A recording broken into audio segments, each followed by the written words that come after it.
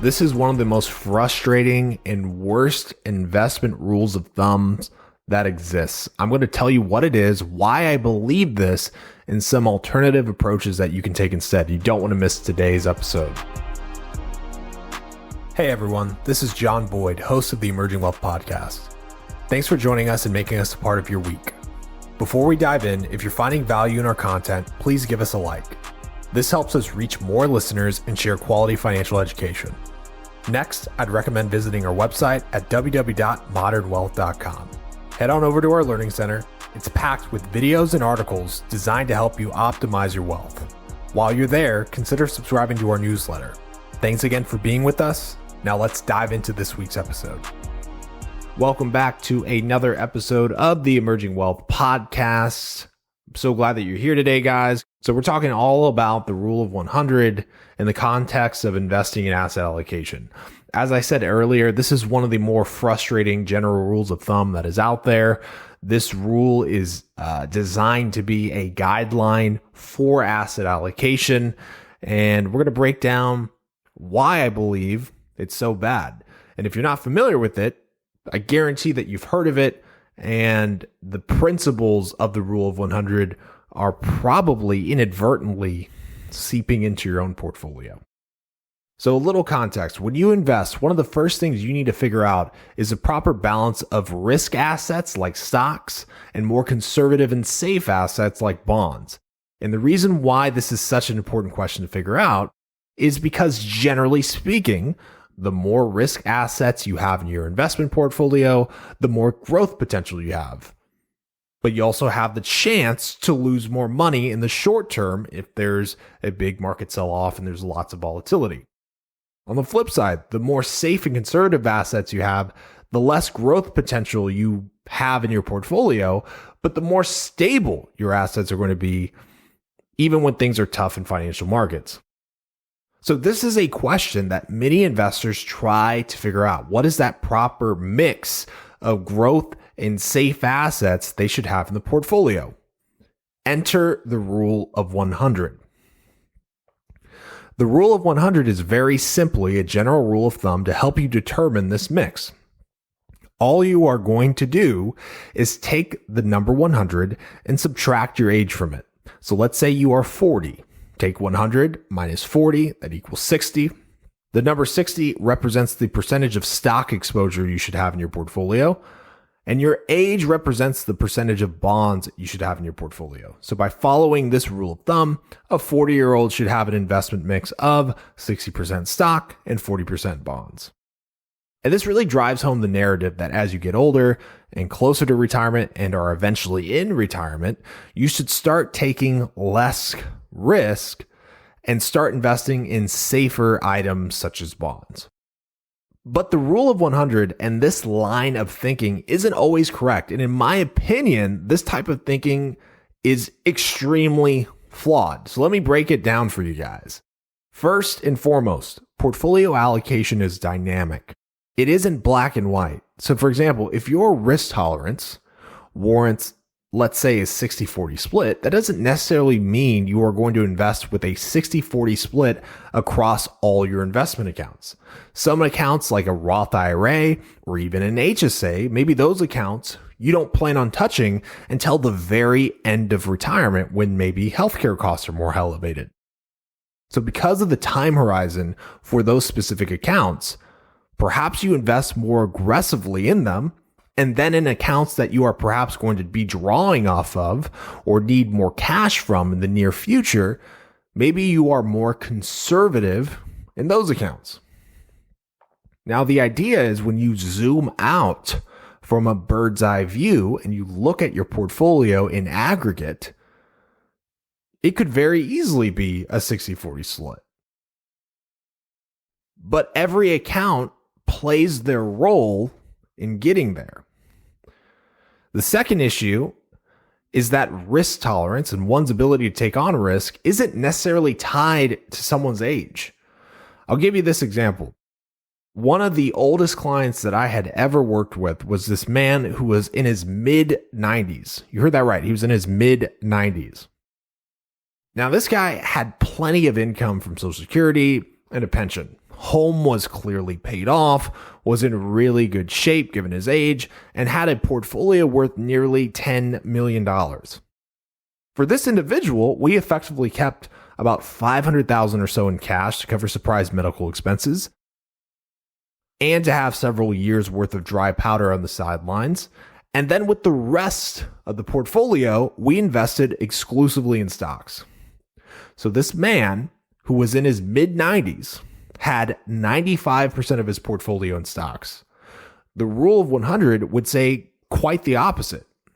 The rule of 100 would literally say the opposite. But the reason why we had so much exposure to stock is that this individual could easily stomach the risk.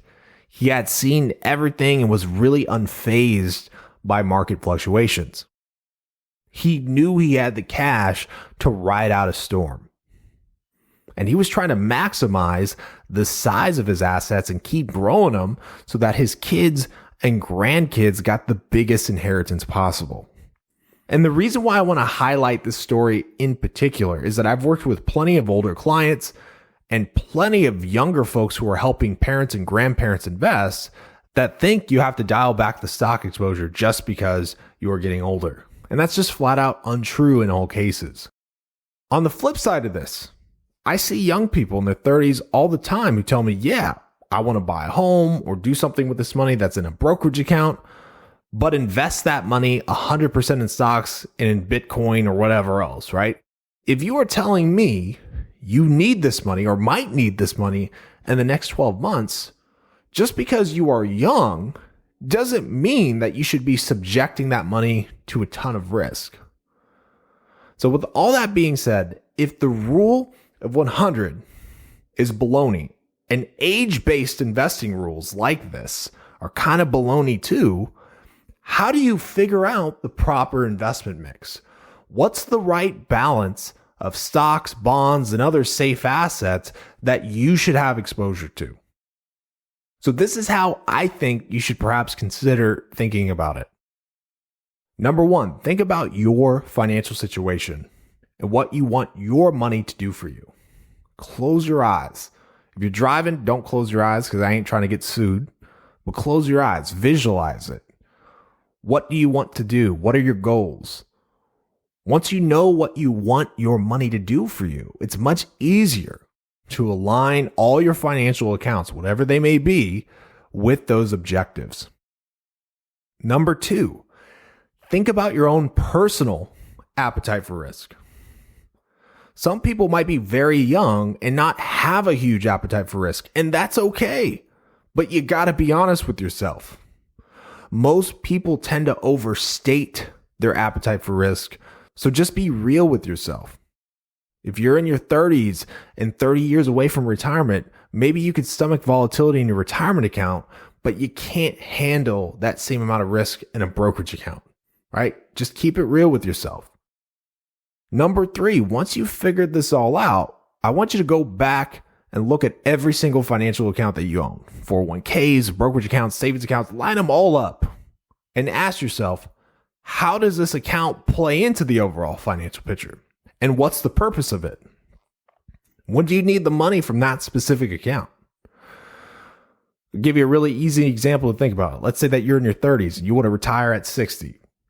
Clearly, your retirement accounts probably don't need to be tapped for decades. Could you, in theory, be very aggressive here? Sure. But that savings account, that high yield savings account that you have exposure to, right? Should you probably just keep that in cash, especially if you're telling me that you want to buy a home in the next 12 months? Maybe, yeah. I mean, again, you really got to think about what the purpose of each account is.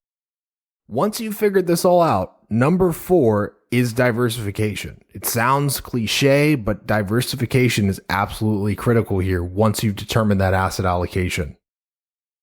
It isn't just about balancing stocks and bonds. It's also about having the right mix of different assets within those categories. So for example, you might have a 60-40 split that's 60% stock, but all of your stock exposure is in large cap stocks. If large cap takes a nosedive and lags for the next 10 years, right? Well, then your 60% stock exposure is going to be lagging behind. But if you have a broad mix and have tons of exposure to international, small cap, mid cap, whatever it may be, the chances of your portfolio nosediving for that long period of time are mitigated to a degree. So again, diversification plays a huge role in helping you figure out that right investment mix.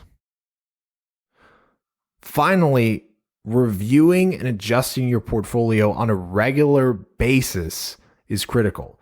As your life changes, maybe you get a new job, have a kid, or get closer to retirement, your financial goals and needs will likely change too. So it's important to revisit whatever that investment mix that you pick periodically and make adjustments as needed. Your investment portfolio should never be a set it and forget it kind of deal. Bottom line, while the rule of 100 gives a very high level and easy guideline for someone to determine what their asset allocation should be, it's just too simplistic and it puts too much focus on your age. It doesn't account for personal situations, your goals, your personal appetite for risk, and an ever-changing financial landscape. Investing isn't a one-size-fits-all sort of deal, right? It's all about understanding your own unique situation and building a portfolio that aligns with your goals, risk tolerance, and overall financial plan. As a reminder, everything on today's podcast was general education only and not deemed to be specific investment, tax, or legal advice. If you need specific guidance, you can reach out to us at www.modernwealth.com. That's modern spelled with no vowels, wealth.com. It's been a lot of fun, guys, and I'll see you next time.